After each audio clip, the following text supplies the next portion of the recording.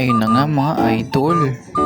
Hindi ako panatag sa aking pwesto mga idol, kaya nag-set tayo ng trap mga idol. Tignan natin kung may matatrap mga idol. One eternity later. At ngayon nga, meron ngang nag-trap sa ating patubong mga idol. Nanginayang nga ako idol dahil nakatakas ang ating kaibigan. Kaya yun mga idol, ninabol natin siya hanggang saan ba siya makarating. Grabe baga mga idol, ang bilis siyang tumakbo idol. Ngayon nga idol, bababain natin to mga idol para ating tapusin na. Sayang nga mga idol, ang ating kaibigan ay hindi gumamit ang rewind. Sinubukan niya nga ulit mag-rewind mga idol, ngunit late na siya. At ngayon nga mga idol, yamado na tayo dito.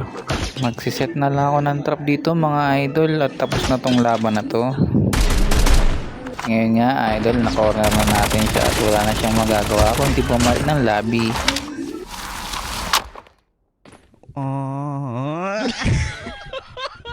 Hanggang dito na lang mga idol. Salamat sa inyong pagsubaybay. Kung nagustuhan niyo mga idol, paki-like at subscribe naman mga idol. Kayo pa mga idol, gusto niyo rin bang Trap Master? Hanggang sa huli mga idol, ingat kayo palagi.